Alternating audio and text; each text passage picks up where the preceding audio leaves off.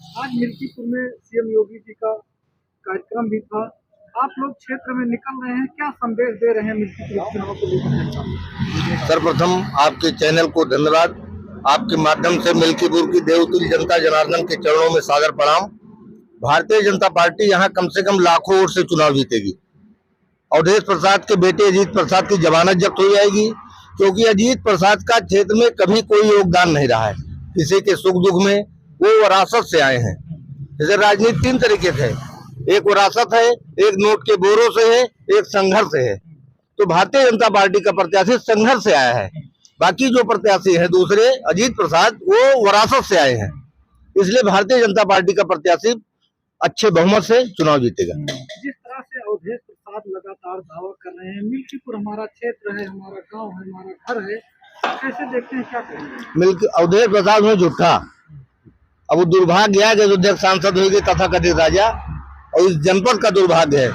अयोध्या जैसे जनपद में जितना संसाधन, जितना बजट प्रदेश सरकार और केंद्र सरकार ने दिया है, किसी किसी प्रदेश का उतना बजट होगा जितना पैसा अयोध्या में लग गया है। ये सड़क बनी है, ये भारतीय जनता पार्टी की देन है।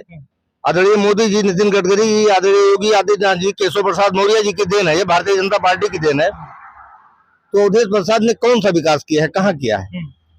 गोरखनाथ विधायक से यहाँ बहुत विकास उन्होंने किया है। जिस तरह से भी देखिए कि पूरे मंत्रिमंडल के तमाम जो है कद्दावर नेता कहीं न कहीं भाजपा से सांसद हैं, मंत्री हैं और भी तमाम विधायक हैं, जो है मिल्कीपुर चुनाव को लड़ने के लिए पूरे मिल्कीपुर की तैयारी को किस तरह से देख रहे हैं, और यहाँ से ये इतने नेताओं को लगाने की क्या जरूरत थी? भाई पार्टी है जी, पार्टी का प्रत्याशी चुनाव लड़ रहा है तो उस पार्टी के नेता नहीं आएंगे? समाजवादी पार्टी से भी तो 40 लोग आए हैं, क्यों आए हो?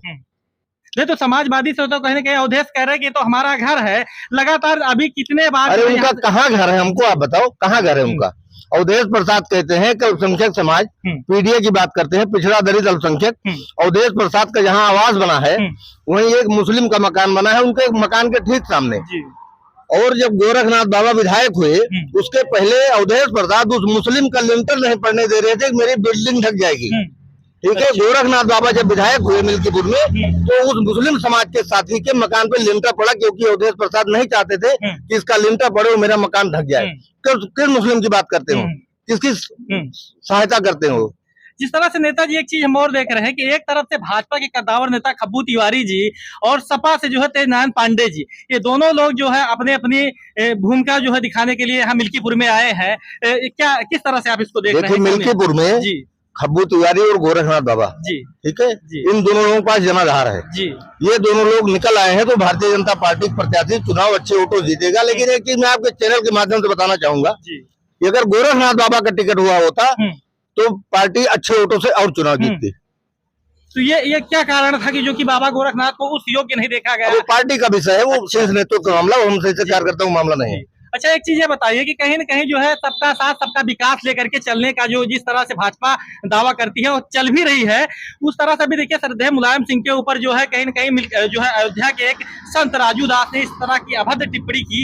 ये क्या ये एक संत के ऊपर ये शोभा देता है? हम इसके पक्षधर नहीं है, जो भी उन्होंने कहा हम इसके पक्षधर नहीं, क्योंकि श्रद्धेय मुलायम सिंह यादव जी उत्तर प्रदेश में 4 बार मुख्यमंत्री रहे हैं। तो हम ये फिलहाल उनका अपना विषय होगा, हम लोग इसको नहीं मानते। अच्छा, कुंभ में भी राजभर जी आए थे, उनको बैठने के लिए गाड़ी की कोई व्यवस्था नहीं दी गई। कुंभ की व्यवस्था कुंभ वाले जाने, मिल्कीपुर में भाजपा जीतेगी हम ये जानते हैं, बस एक लाइन। अच्छा, जब कुंभ में जब अगर श्रद्धेय मुलायम सिंह की फोटो अगर लगाने से इतनी बड़ी दिक्कत हुई तो वहाँ राजभर जी को ये व्यवस्था क्यों नहीं मिल पा रही? आखिर अगर सरकार न चाहती तो क्या कुंभ में मुलायम सिंह की फोटो लगती? सरकार तो चाह रही ना। अब कोई संत महंत क्या कह रहा है वो उनका विषय है, हम लोग फिलहाल इसके विरोध में है, इसके विपक्ष में है। राजू दास को ऐसा नहीं कहना चाहिए किसी भी के प्रति। गलत कहा उन्होंने। नेताजी, जिस तरह से भी देखिए पूरे प्रदेश में छुट्टा आवारा जानवर घूम रहे हैं, ये भी मिल्कीपुर कहाँ घूम रहे हैं? आप बताओ कहाँ घूम रहे हैं? ये कोई मुद्दा नहीं, ये तो अवधेश प्रसाद कहते हैं, ये अवधेश प्रसाद का मुद्दा है, बाकी कहीं कोई मुद्दा नहीं। आपके नजर में कहीं आवारा जानवर नहीं है? हर गाँव में गौशाला बन गई, ये अवधेश प्रसाद का मुद्दा, वो मुद्दा काम नहीं करेगा इस बार। तो कहीं न कहीं ये मुद्दा ही दिखा करके कहीं मुद्दे नहीं है भैया, भ्रमित कर रहे हैं। वो सब भ्रमित किया करें, उसका कोई मतलब नहीं। अवधेश जी तो ऐसे करें हम यहाँ 1 लाख हजारों वोट। अब तो समय आएगा तो पता चलेगा 8 तारीख को। अच्छा दादाजी, क्या रहेगा माहौल? माहौल बहुत बेहतरीन है। भाजपा का लोग कोई जीतेगा नहीं। अच्छा, जी नहीं जीतेगा। नहीं जीतेगा। समाजवादी, अरे बाबा गोरखनाथ तो 2 लाख वोट से जीतते। अच्छा, हाँ, इतना चैलेंज था इस बात में। मतलब बाबा समझे? जी और ये प्रत्याशी भी 1 लाख से जीत रहा है। जी। खब्बू तिवारी और बाबा गोरखनाथ की देन है जी, जो 1 लाख से जीते हुए हैं। अच्छा अच्छा और अगर बाबा आए होते तो 2 लाख से जीतते। अच्छा हाँ, इनके जमानत जब्त हो जाते हैं 10 मंत्री का, अच्छा कहीं न रह जाते हैं। अच्छा। क्या रहेगा भैया माहौल? बीजेपी जीतेगी भैया। हाँ, कौन? क्या रहेगा माहौल? बीजेपी जीतेगी। नहीं, आप लोग ऐसे तो नहीं आया बुला की जो है। अरे हम लोग करते हैं बीजेपी वाले। तमाम और भी पार्टी वाले आरोप लगाते हैं कि ये भाजपा के लोग जो है कहीं न कहीं ये बाहर से बुलाए जाते हैं। अरे ऐसा नहीं है, हम लोग पक्के बीजेपी है। पक्का बीजेपी वाले। चलिए, और भी हम लोगों से जानकारी चाहेंगे कि भाई क्या रहेगा मिल्कीपुर के उपचुनाव का माहौल? भैया ठीक ठाक रहेगा। कौन यहाँ से जो है विधायक बनेंगे? वो चंद्रभान पासवान। हाँ, ये भाई सूर्य भान नहीं पड़ा, ये कहीं चंद्रभान पासवान। अभी तमाम लोग ऐसे हैं कि जिनको भी अपने प्रत्याशी के बारे में जानकारी शायद नहीं है। ये हमारे चंद्रभान पासवान जी के जो चंद्रभान पासवान जी है जो यहाँ से बीजेपी के प्रत्याशी है। आइए हमारे लोगों से अब हम जानेंगे क्या रहेगा भैया माहौल मिल्कीपुर उपचुनाव का। यहाँ का चंद्रभान पासवान। चंद्रभान पासवान, चंद्रभान क्या रहेगा भैया माहौल? वही है साहब, वही है। आने वाला 5 तारीख को जो वोटिंग होगा, हाँ, वही तो 8 होगा। तारीख को जो है इसका जो बता रहे हैं भाई साहब वही यहाँ से। चलिए, लोगों के बीच में आज हम जुड़े थे कि मिल्कीपुर उपचुनाव को जिस तरह से काफी सरगर्मियों के साथ देखा जा रहा है, ये मिल्कीपुर का उपचुनाव कहीं न कहीं पूरे प्रदेश का लेवल का चुनाव बना हुआ है। अब यहाँ देखेंगे चलेगी साइकिल या खिलेगा कमल। तब तक के लिए आप सबका बहुत बहुत स्वागत है। नमस्कार। अवधि क्रिएटर जनता से नेता तक आप सबका स्वागत करता है।